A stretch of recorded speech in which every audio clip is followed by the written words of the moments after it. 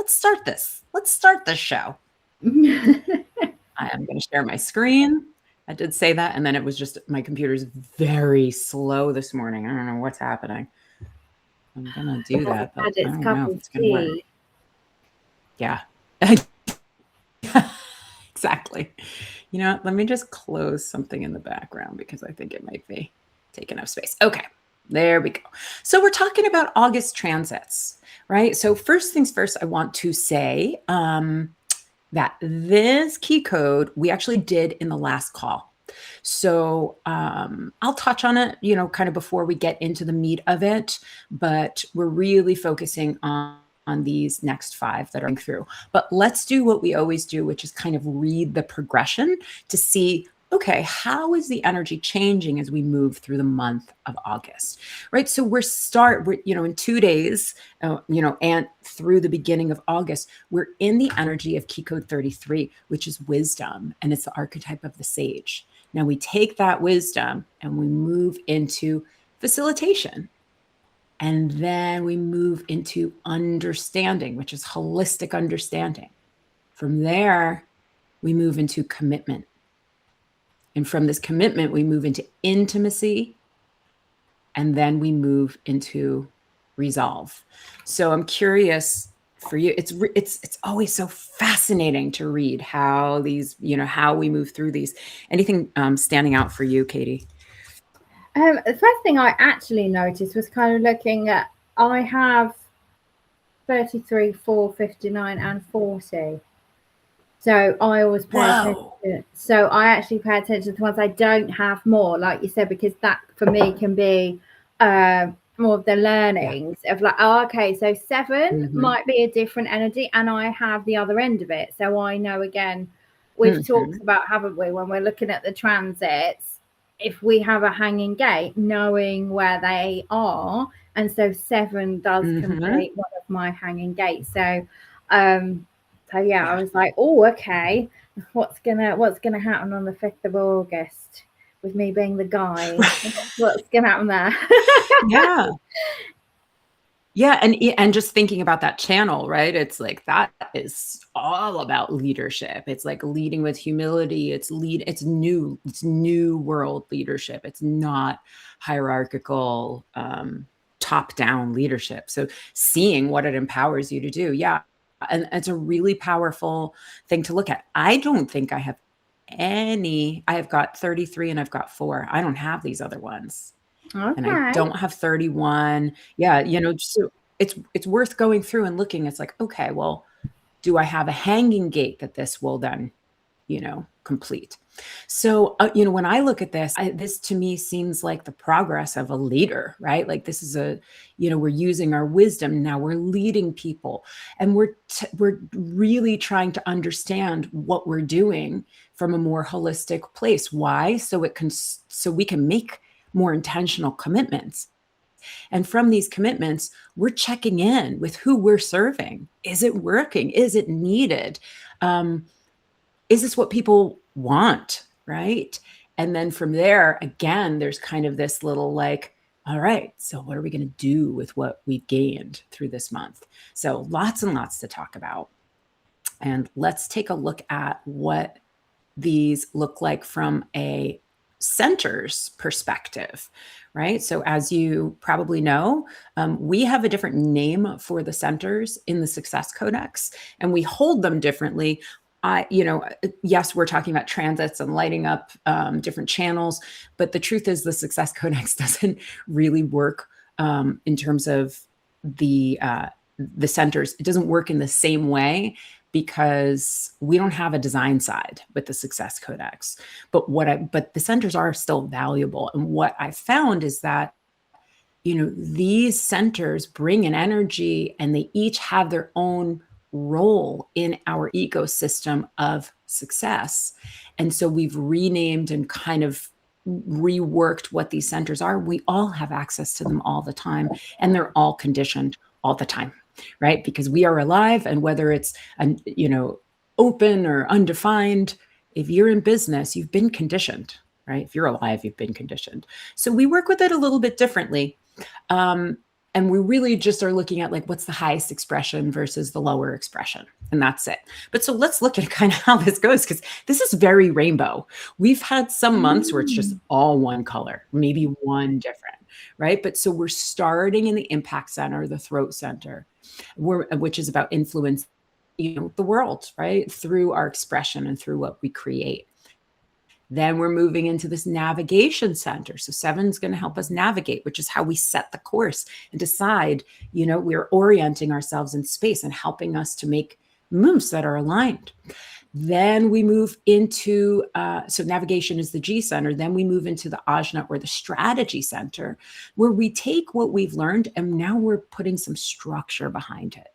And from there, we move into the fulfillment center for two of these key codes, which is really creating, like, it is where we do the work, where we get to contribute in a fulfilling way. That's the sacral center for these two. And then finally, we move into the agency center, or the will center, which is about our personal power and actually leading. So it's just very rainbow this month. I don't know what else to say about it. Any comments from you?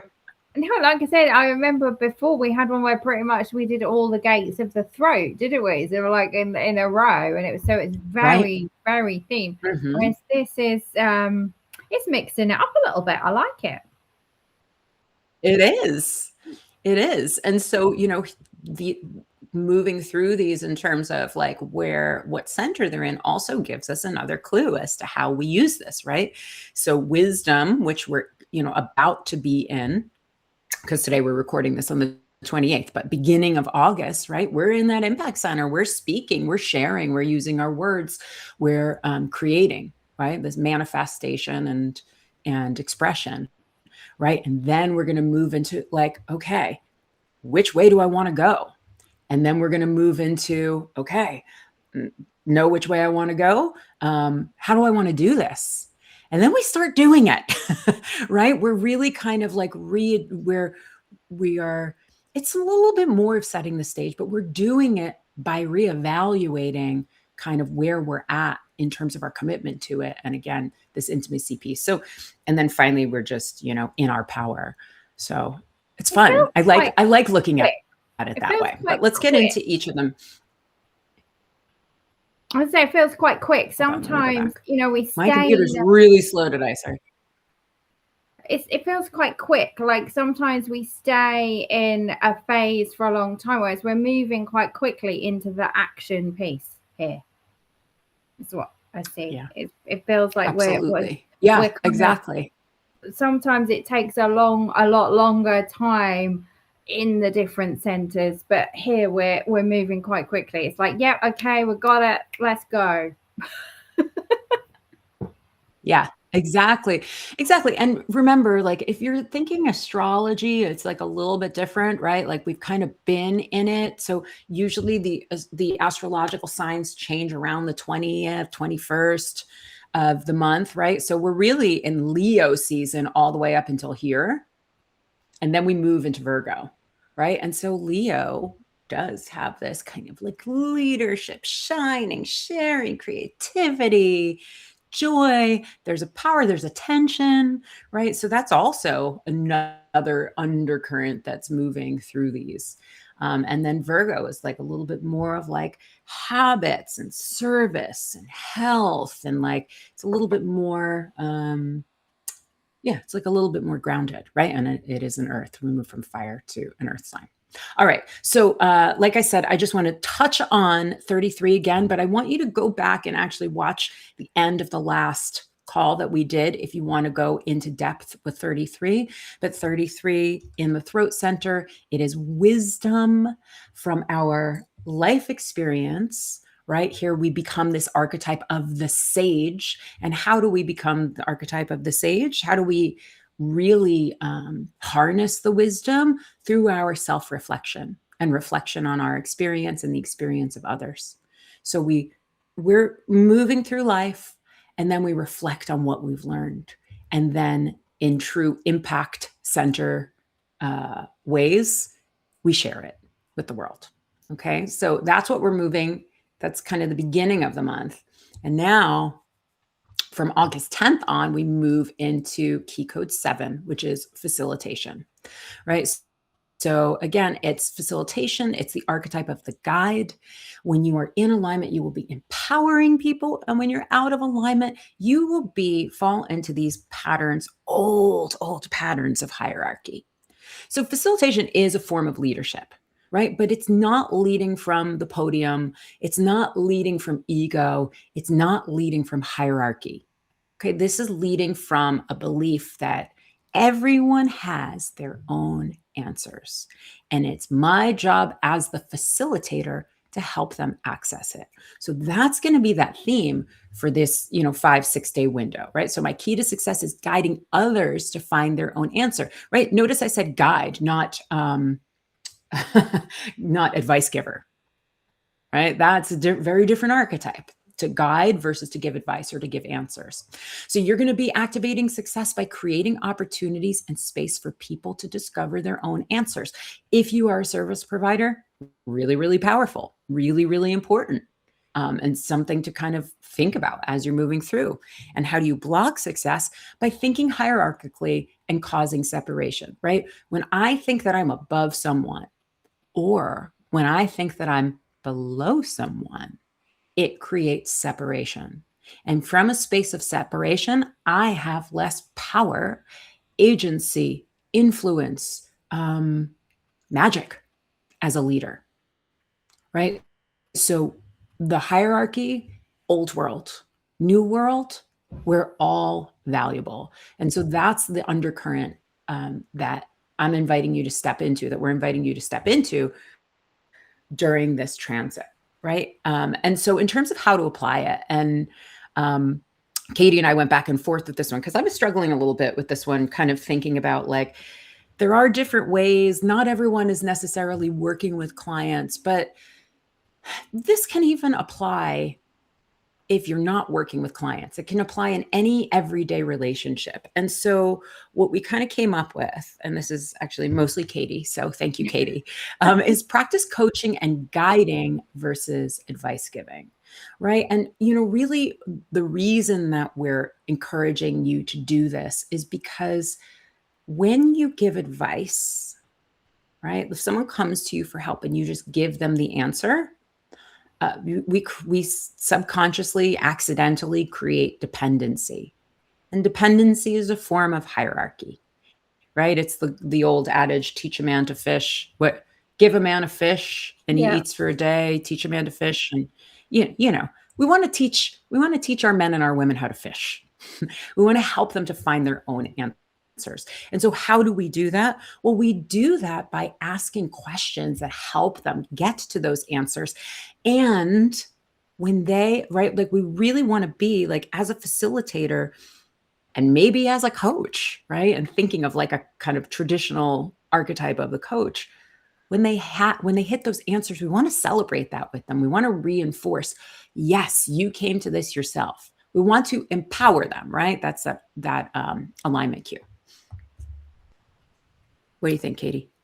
Yeah, I think it's really interesting because I know when I came into this world, really understanding the difference of, the terminology of pure coaching and mentoring and the difference. And this is very much to me that vibe of the pure coaching, where to get to that empowering state and to help empower somebody else, it's like almost you can do the reverse engineering yourself.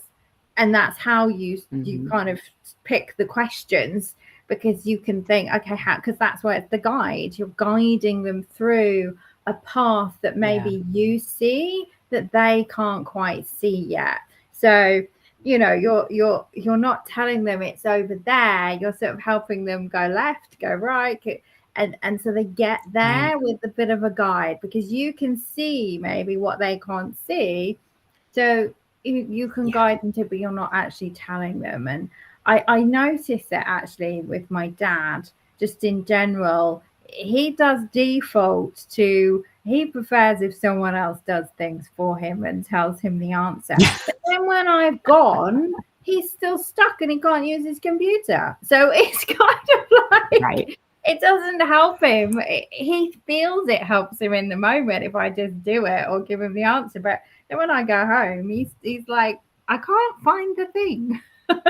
So that's the thing of Exactly. empowering someone, isn't it? When you're not there, because otherwise, like you said, the dependency comes, and Yep. that's not good for either of Yep. you. 100%. And you really see how, like, so many times, there are different reasons why we're giving people answers instead of helping them find them. Sometimes it's because we have trouble holding their discomfort with not knowing, right? They're in the unknown, they're maybe suffering, they're spinning out, and we want to solve it for them really as an act of kindness. But then we have to think, it's like, is it really helping? Think about this with, as parents all the time as well, right? Like, if I do everything for my kid, what happens when I'm not around? Right. And so we have to think about the same thing, right? Like, just like you with your dad, or, us with our clients. It's like, am I helping them to be able to really, like, function optimally, be their best selves, figure things out for themselves without me? And I know that, like, remember, in the old model of business, we don't want to we don't want to empower them because we're in scarcity and we need to keep them as clients. But that's not how it works anymore. People can sense that, they can sniff it out. And when you empower your clients, that's how you leave a legacy, much more than giving them an answer or creating a dependency. Yeah. So, anything else before we move on? Nope. Let's go. Let's do it. Oh my gosh, my computer's so slow today. No? What happened? Okay, here we are. Okay. Well, I'm so slow that it skipped two things. All right. August 11th to the 16th, we're in key code 4, understanding. This happens to be my attraction gateway, my conscious Venus. So this is one that I know quite well. And I love this one. I do. So it's understanding. It's the archetype of the conceptualizer. Now, when you're conceptualizing something, I want you to picture like you're making a 3D model of something. You're seeing it from all the angles, right? And so in alignment, you are comprehensive, meaning you're checking in with all the angles and the different ways to know. When you're out of alignment, you're biased. You're focusing on just one angle. This reminds me of the old story about the three blind men and the elephant. Yes. Right. So there's an elephant, there's 3 blind men, and one is holding, what is this thing? One's holding the tail, and they say it's long and it's got fur at the end. Another one is holding the, maybe the leg, and they say it's like soft and it's crinkly. I don't know what an elephant feels like. And the other one is saying, oh no, it's this long, flexible thing that's breathing, right? The trunk. And they're all right, but they're all missing the bigger picture. And so what Key Code 4 does is it's the capacity to tap into multiple perspectives to give you a more holistic understanding, right? So those concepts, they're rich, they're full. The answers, the perspectives, the strategies that come from this holistic understanding are going to be very different than a air quote biased understanding where you're only looking from one angle. Right. So I just want you to think of holistic understanding when you're thinking of Key Code 4. My key to success is using multiple perspectives to understand concepts and formulate answers. In other words, here's another way to think about this. What do I know beyond just the mind? My mind's going to tell me one thing. My ego is going to tell me one thing. What are the other ways of knowing about this thing that I'm exploring? Right? So what are all the sides showing me? So you're going to activate success by considering multiple perspectives to create understanding, and you block it by misusing logic and relying only on your mind, right? So the tendency, the kind of shadow out of alignment is the mind knows everything. And so how are we tapping into the different sides of understanding? We are tapping into it by checking in, not just with our mind, but with our heart, with our body, with our soul, with the mind, right? So we want to kind of ask different parts of our knowing, right?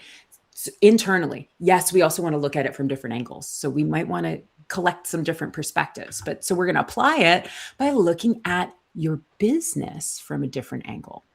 Or just notice, have you been operating a lot out of the mind? I'm going to figure it out. I'm going to be logical. Well, what does my heart say about this? What about my body? What about my soul? Or let's say you've been like, I'm just going to listen to my body and my business. And maybe that's working, but then check in like, well, what does my mind have to say? What does my heart have to say about it? Right. So just kind of thinking of like heart, mind, body, soul.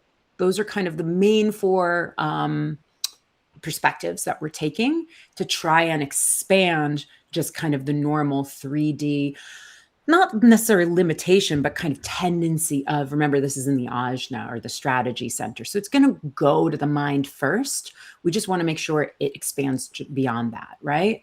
And so we're asking ourselves, it's like, well, what do I see now? What did I learn that the mind alone couldn't see? Did you say you have 4, Katy? I do. And I don't know if this is your experience of it, but I wouldn't say I'm on the fence a lot of about things necessarily, but I can very easily see a lot of perspectives in all sides of a situation. So I don't often stick my stake in the ground because I'm like, it's never that simple. It's never that black and white. And that irritates people for me quite a lot. I find I get quite a bit of resistance if maybe people are a little bit out of alignment with this and they have a particular thing. Yes. I come along and go, well, maybe we could look at this from a different angle. And I actually find it's taken me a while to understand and to be able to say that, because I have found people don't like that sometimes when I come in with my all angles of perspective. Right. It's true. It's true. And I have the same thing, actually. I call myself a relativist because anything that I believe in, I can find another angle to make it wrong. And so, one of the gifts of this, though, is to understand, like, it does help bring some compassion to people who disagree with you, right? Because there is a flexibility of mind in this key code that allows you to really, when you're seeing things from another angle, including the angle of someone who, again, like maybe you disagree with their politics or their beliefs or their values, but you can see that if you were looking at life through that angle, you would see it the same way too. So yeah, sometimes it can be tricky to navigate when you're really seeing all of these perspectives. It's like, what's the right one? Air quotes. Make sure you know that I put air quotes in there. Yeah. It's like, because often it's like, well, it depends, and then it sound all right. Exactly. But it's exactly. Like, but it does depend, doesn't it? It does depend. It's not. It does. It's not as concrete. It's not as black and white as I think sometimes people would like it to be.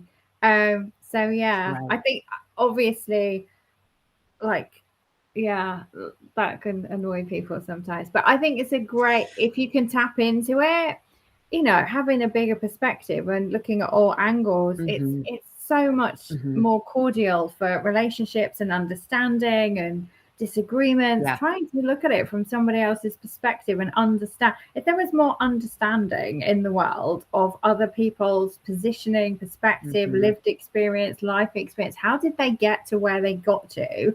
And like you say, understand, okay, well, I don't agree with them, but I can see how they got to where they got to. Let's see what we can do with this moving forwards. Exactly. And this isn't necessarily, right? Like I would say, like, if you've got 4 and you've got 6, you can really be that bridge to like, okay, I see all these perspectives. How do I tie it together? You might be able to do that here, but it's actually more about us building our own. Again, remember, it's the conceptualizer. This helps us have a rich understanding and to see things in a broader picture, in a more well-rounded, rich picture. And like you said, like you also have the ability to work with this with your clients too, right? And you can bring in these other ways of understanding as well. So, oops. Okay, well, I clicked and then it moved on. So we're moving on because I don't know what's going on with my computer today. All right, August 17th. And by the way, when we're sharing screen, we can't see any comments that are coming in. So if there are comments, maybe we'll just check in after this one. But we're not intentionally ignoring you. We just can't see any comments. All right, August 17th to the 22nd. So kind of getting towards the middle of the month, we're moving into key code 29, which is commitment, the devotee. And the alignment cue is committed, and the out of alignment cue is half-hearted. So really, this is all about checking. This is in the sacral center, or the fulfillment center. So what is the sacral center's role as an authority? It's helpful to think about here if you're in human design world. It's, do I have the energy for this? Is this really what I want to do? And so this key code is kind of the ultimate test of this. And it's really inviting you to devote yourself and your energy to what is meaningful, right? Like your heart. This is asking you to have your heart in what you've said yes to, right?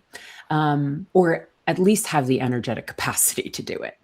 So you're asking yourself, what can I deeply commit to here? And you activate success, not just by saying, oh, well, I could commit to this, but by following through with your desires and your commitments, saying yes, right? When it's aligned, you will have the energy for it. And this is also true if you have an undefined sacral center, and you're never working with this key code, right? And all of a sudden it's here in transit. And by the way, other planets transit too. It's more than just the sun transit. Chances are you feel this one all the time. And other people around you have it, so you get to experience it through them, right?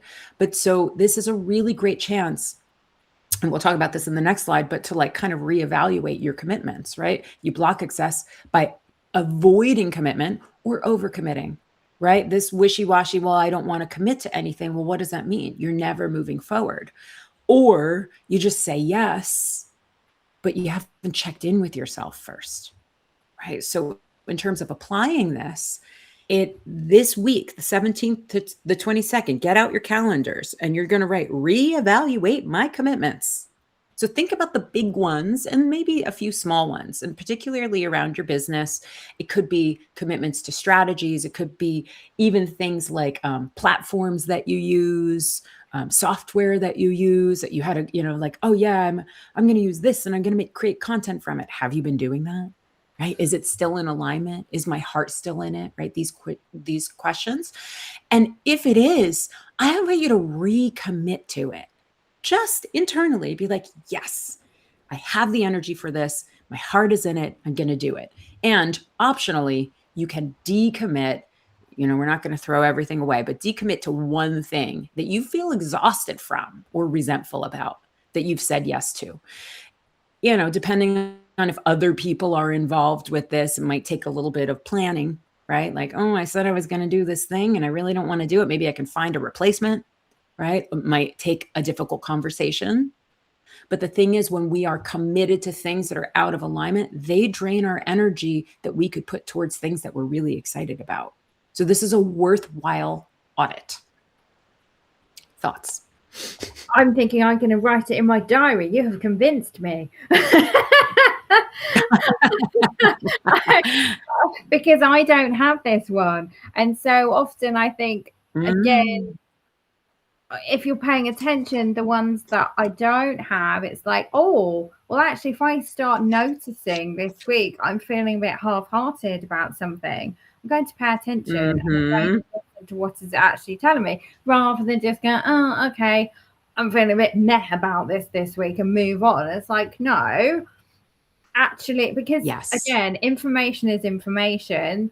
Where it becomes powerful is the actions we take because of it. So if we're paying attention and we're bringing it into our consciousness, which is the whole point of why we're doing this, is trying to think, like you say, I'm getting some clear signals here to help me know what I'm committed to and what I'm not.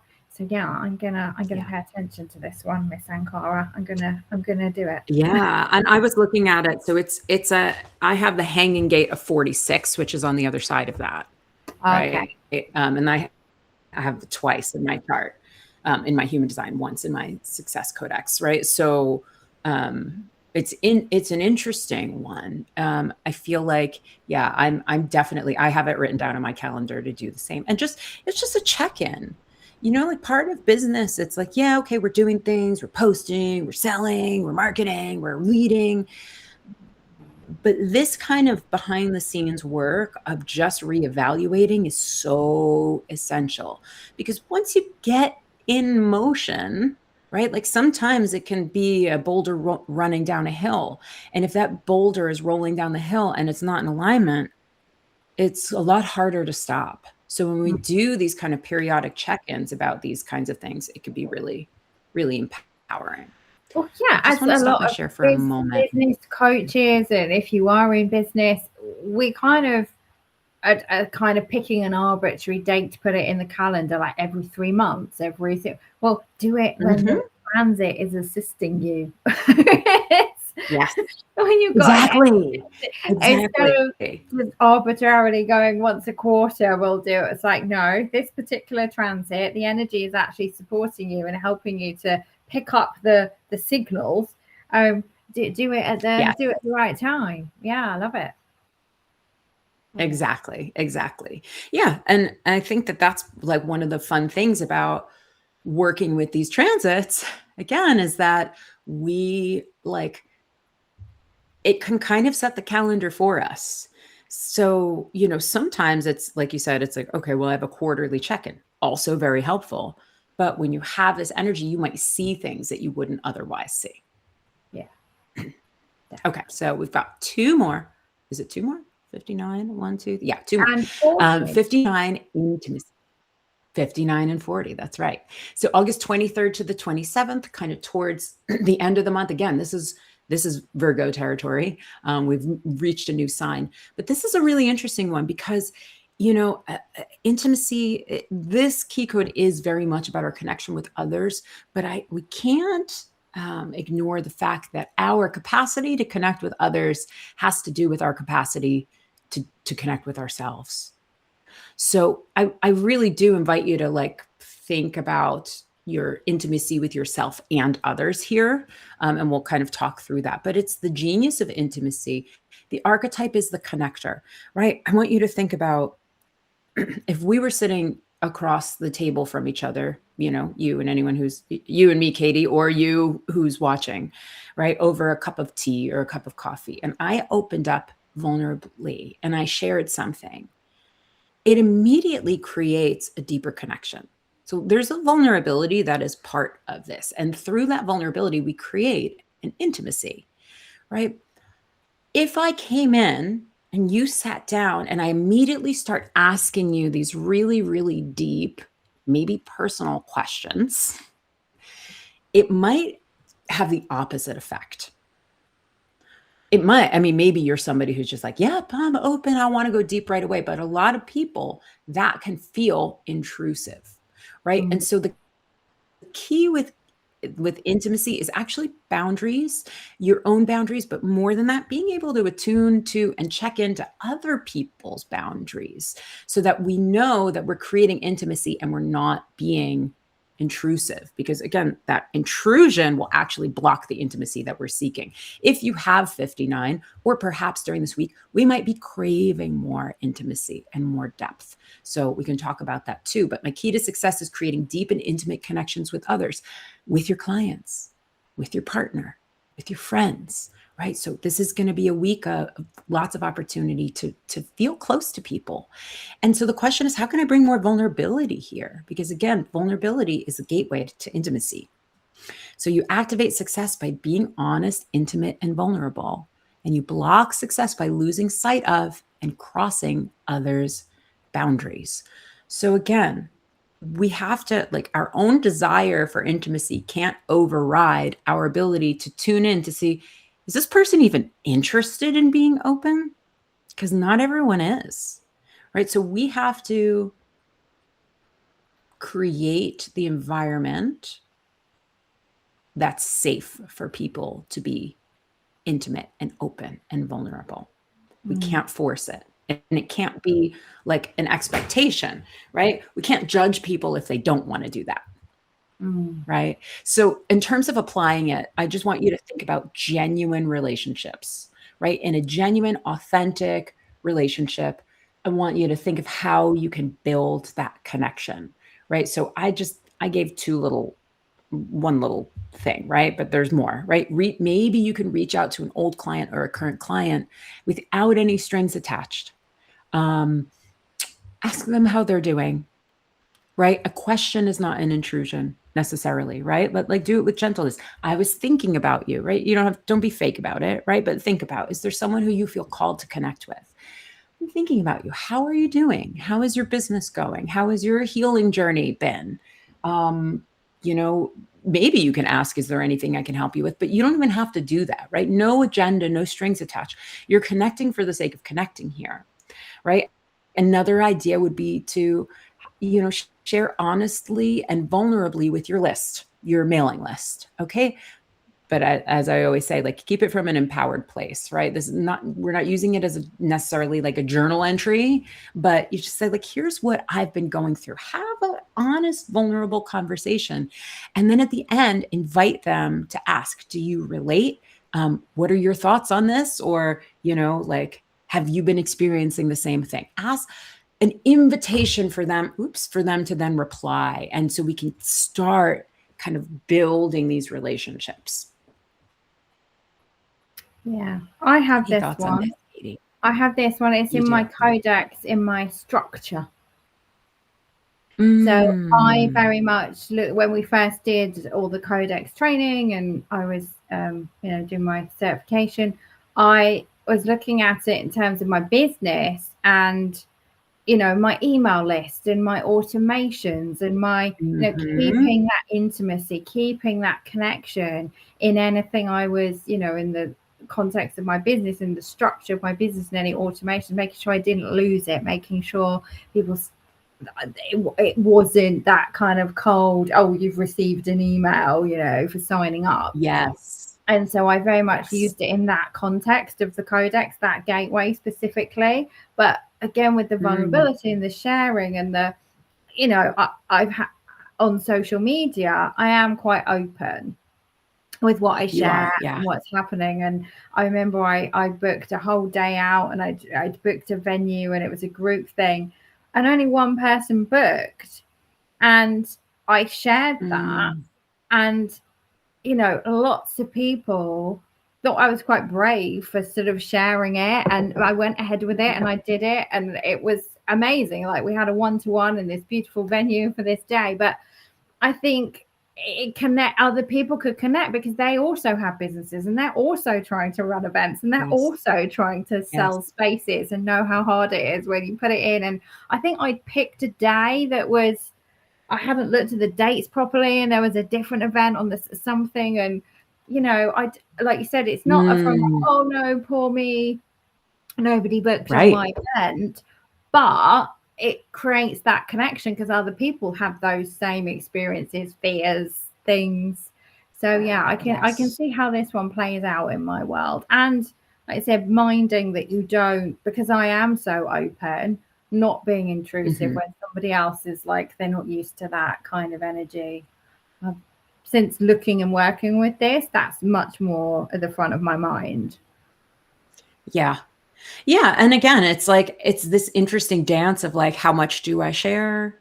How much do I not share? Like, what is the expectation of connection? I'm also curious for you, like I think for some people, they feel really, really comfortable working with people, like not in an intimate way. Do you have a preference when you're working with people? Does that is that intimacy like kind of a prerequisite or like that deeper connection? Or are you kind of like, nope, we can kind of do it at any level? See, I think yes to me, but again, when you then start to look at everything, I'm also a line 4 in my Mm, profile, mhm, which again, it kind of then mhm. magnifies it because my 4 is all wanting my, Yes. my people. Um, Yes. and Yes. so I very much have always enjoyed the smaller groups, the smaller rooms, the smaller Yes. containers, because then I do genuinely feel connected to each person. And I don't enjoy it as much if it's just a sea of people and I don't know who they are. So Mhm. it's like working Mhm. with that in my business, making sure that my business model is going to support that then. If that's something that I enjoy and Yeah. I want more of, understanding that Yeah. and saying, okay, yeah, like I like having 6 to 8 people there. I don't really want any more. So how does that then fit? Yeah. How does that fit? I'm not the same person who's going to run a course and have 300 people on it. I just would feel Right. completely like not connected to them at all. So yeah. Yes. Right. Right. It's interesting. I have very few fours. I have no fives. Like I'm talking human design, right? Human design, I have 2 fours and 0 fives, but I have 8 sixes and I've got 7 threes. So to Wow. me, like I love intimacy, but I can go big in a big group. You I can can go do a big big group and I'm with totally fine all because I those feel like I'm things. operating in this like floating level. I also do not have 59 and nor do I have 6, which is on the other end of the channel, nor do I have 55, which is its programming partner. So this one, I love intimacy. I love it, but I don't feel like I have a deep need for it. I think that I build intimacy, right, and connection and vulnerability, Definitely. but I feel like it's somehow a different flavor than 59 for me. I think it's Yeah. more the 3-6 of like the humility and the relatability of like, hey, we're all human. I think that that's how I build connection versus this like, tell me your dark secrets. I tell everyone my dark secrets. I want to know. Open up. No, not that that's necessarily what it is. All right. Okay. So let's do this last one, August 28th to September 2nd. So this is ending August, moving into September. Key code 40, which is resolve. And this is a really interesting one. There's always a little bit of like, what's the edge with this one? How does this one work? It's the archetype of the will. Notice I didn't say the willpower, but it is in the will center. But this is, I have a desire to do something and I'm going to do it, right? The alignment cue is wavering. The out of alignment cue is forcing. So I just want to say key code 40, whether you have it or whether you're working with it in this transit, is not about force, but it is about personal power. The difference between I have the power versus I am forcing. When you are resolved to do something, there is no force. There might be effort, but there is no force. When you are not resolved to doing something, there's a lot of resistance you need to work through. And so often what happens is you hit this resistance, and then because you said you would do it, but you're not really resolved to like you have to push really, really hard. So 40 actually has to do with our energy and honoring our energy. And a little similar to commitment, really, right? Like getting really clear, like, am I really resolved to do this? Like, how many times have you said in your business that I'm going to post every day? Not you, but me. Katy, you're pretty good at posting all the time, right? How many times have been like, I'm going to post every day. My heart wasn't in it. I wasn't actually resolved to do it. I didn't really make the choice to do it. I kind of said that I would do it because I thought I should, right? So that's obviously that's not this kind of resolve, right? But the other side of that is sometimes we can be so resolved to doing something that's not aligned, and then it starts to leak our energy. So let's keep talking about this one, right? My key to success is using my resolve to be of service while honoring my energy. So the question that you're asking yourself is like, what am I sure of about this? What do I know? What am I really resolved to do? Right?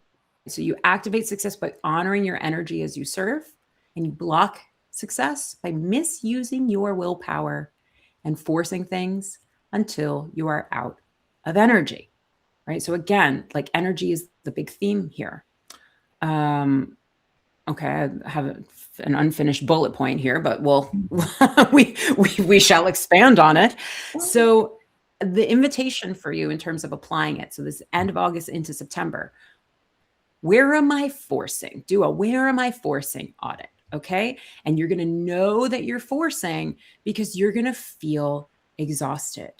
And so, similar to recommitting, right? Like, there is an evaluation piece here of like, am I actually resolved to do this?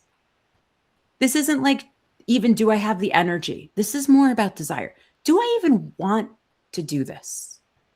Right? Where have I been forcing?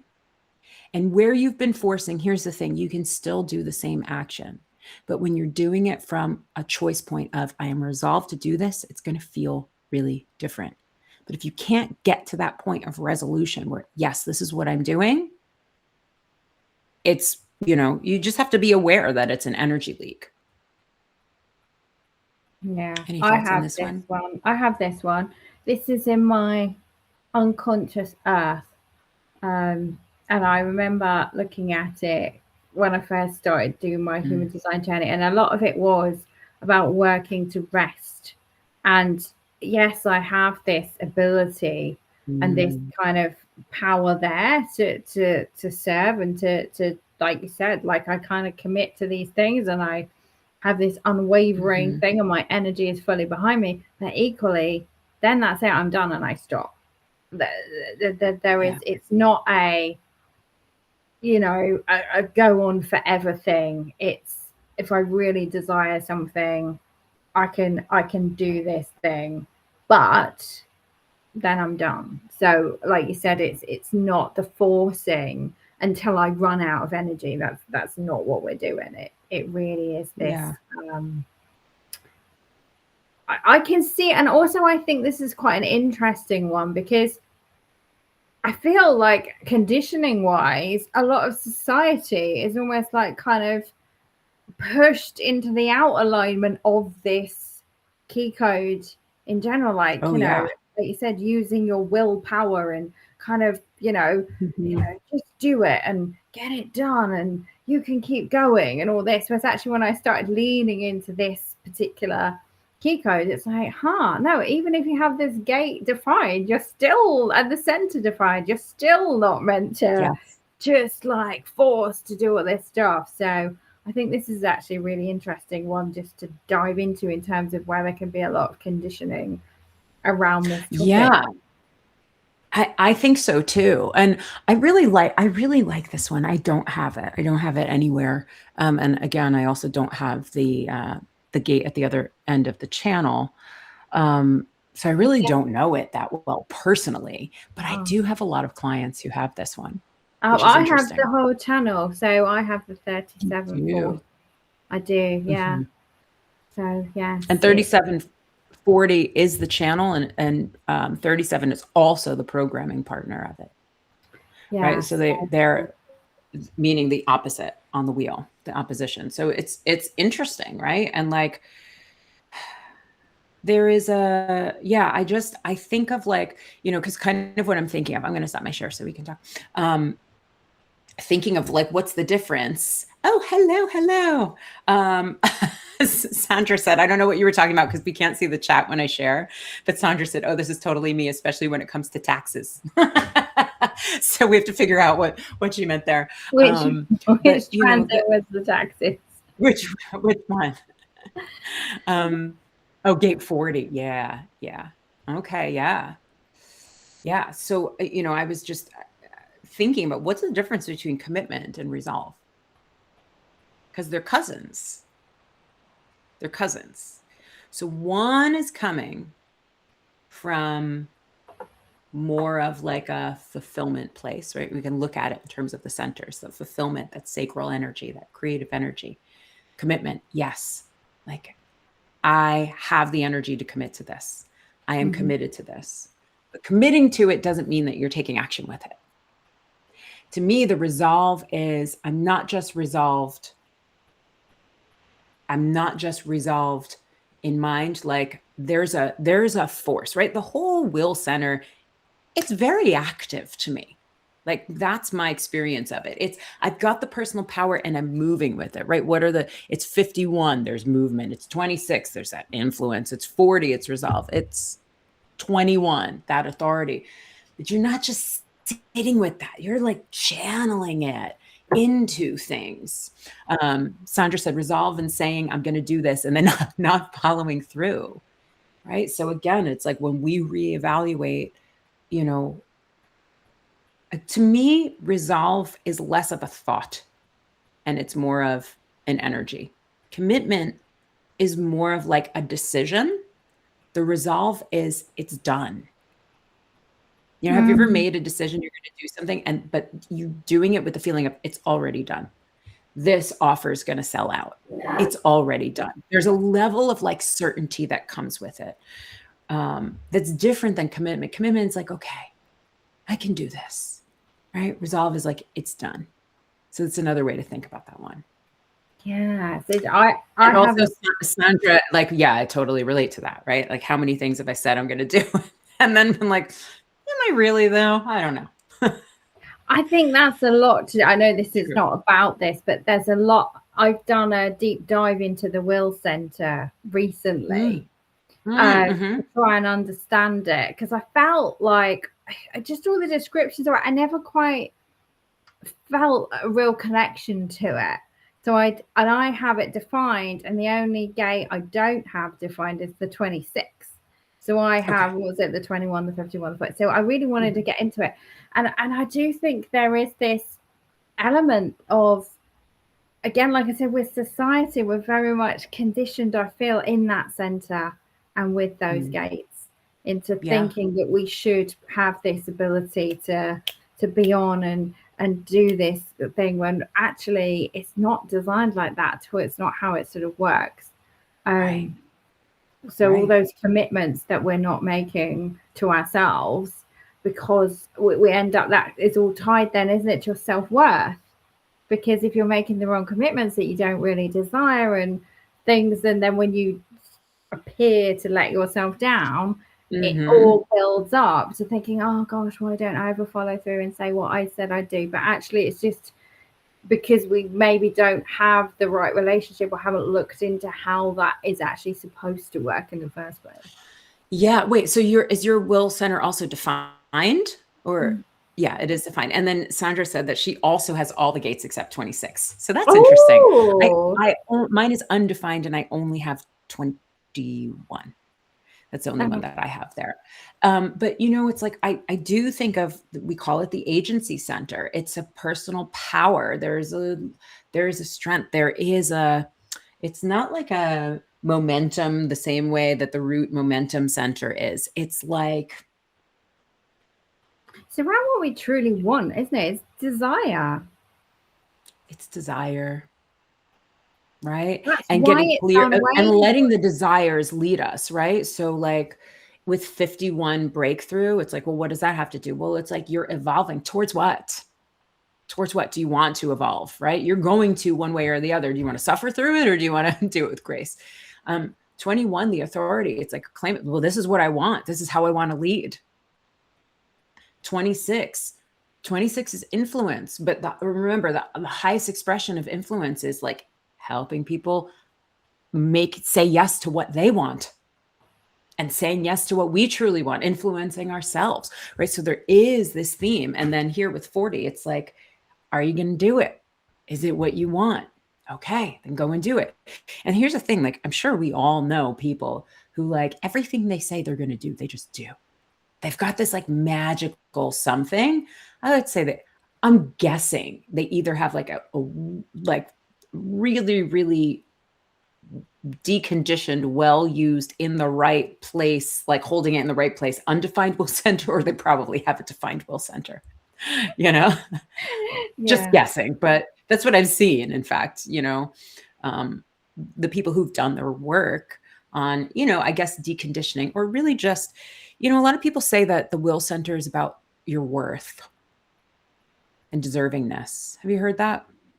Yeah, so when I did the deep dive and I put all the different names together, because it's called the ego, it's called the will center, it's called the heart center. And so I was like trying to say, well, what's all the different pieces of the names? And so the heart's for the desire, the power to then have the will to do your desire, and the worth comes from if you're out of alignment and you're to me, you're kind of saying you're going to do things that you don't want to, then that's when it's your self-worth comes into play, because you're not keeping commitments to yourself and you don't feel worthy of things. So it's like a big tied into bundle all happening, and the little tiny one that's a bit wonky at the side, but it's actually has a big impact. It does. It does. It does. I've also heard sometimes the defined will center is motivated by money. I mean, I don't know. Like sometimes I think people just make shit up, right? Because it sounds good. I think where it can go, not, but if you want money and you are motivated by money and you have a defined will, then you need to own that, because if you suppress it, that's when it will go wrong. So it's not necessarily, I don't think, a default that if you have a defined will, you are motivated by money. It might be, but it's like, well, there's nothing wrong with that. If you have a defined will, you are motivated by what you are motivated by, your desires, your desires, and what you have to do is honor and be true to yourself. And I'm working in a collective at the moment where one of the ladies has a ego authority. So therefore, for them, it's really important that they do allow themselves whatever that motivation is. Or I want to work less, or I do want more money, or I do want a bigger house. Or it's like you have to let that shine through if that is coming from you and it's your genuine desire. And it's like, if you try and suppress it because all that, society doesn't like it when we do that, that's when you'll be out of alignment. Yeah. It's making me think like another name for this center might be the motivation center. Just saying. Yeah, like what is truly motivating you and owning it. And so when I was that wraps in the desire, it wraps in the energy, it wraps in the worth, right? Like kind of all these pieces. Because if you have an undefined center there, you can get wrapped up and motivated by other people's desires that aren't really yours. So you take it from me. So I as a coach and a mentor, when I started looking into my own design, I have it defined. Most of my clients don't. So they actually come to me for a bit of a jump start with motivation. I can help them, but only if I'm motivating them on the call with their desires.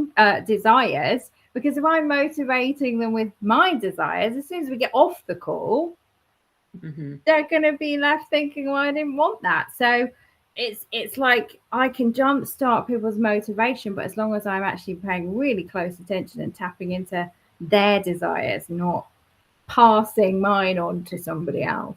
I think motivation is a good shout. Yeah, I mean, I think I'm just writing this down for myself. I think that it's one of the things about our leadership when we're leading other people. And this is a side topic, by the way, guys, who, watching this transit, it's a little bonus section. But when we think about ourselves as leaders, we need to have the awareness that our definition can potentially influence our clients. And so coming back to facilitation, which is going to be in the beginning of the month of August, right? Like this is a chance to be responsible for the impact that we're creating, right? And making sure that, okay, I know this as a 3-6, people come to me when they need to get something moving, right? Like if you want to get stuff moving, you come to me and we're going to get shit off the ground because we move. But I also know that I can't give them assignments that are at this level of momentum when I'm not there, because it's going to be challenging for them to do. I mean, I can, right? But like, I have to be sensitive to the fact you don't have any 3 energy. You come to me when we work together, we get things done. Right. Right. So like, So, again, like noticing, okay, if I have a defined will center and none of my clients do, just being sensitive to that and helping them to access that worth, right, without you, that motivation without you. And maybe it is, because in my world, it's all about practices and tools and application. It's like, how can we help you build a practice where you're remembering your worth, where you're checking into your motivation, right? So this is really the art of leadership. It's really like there's so many layers of leadership. It's the self-responsibility piece as we're leading people, especially if you use systems like human design and the Success Codex. Mm-hmm. So anyway, that was a side note. Thank you for coming. Thank you for listening. We do definitely would love to hear your feedback on if you are using these energies throughout the month. Just a reminder that in Substack, the Success Codex has a membership called Success Your Way. And during the month, we do one deep dive masterclass that's, usually very experiential. And we are doing subconscious rewiring now in every single session, because we want to clear the path for you to be successful. So that's once a month we do that masterclass, and then a second live call each month, which is a group coaching class or session, right? Where you bring whatever is alive to you, and we look at your Success Codex to help you come to your own answers. So we're empowering you to find your own answers. And that is actually happening tomorrow if you are in the membership. The membership right now is $97 for the whole year. So the fact that you get intimate group coaching calls once a month, plus a masterclass once a month, for like $8 a month, I say jump on it. You don't have to, but I do recommend it. If you want to go month to month, it's $20 per month. And what else did I want to say? That's it. I will say next month we're doing a subconscious rewiring for your part of fortune class. That's going to be happening next month. So lots of great opportunities. Katy, thank you as always for joining me. I always love when we get to connect and chat and do all this stuff together. Me too. Thanks for having me. All right, my friends. Have a beautiful month. We'll see you. Oh, and Friday, I'm live with Sandra doing, who's me-her-us, doing a Success Codex reading Friday at 11 a.m. So see you guys then. Mwah, mwah, mwah. Bye. Bye.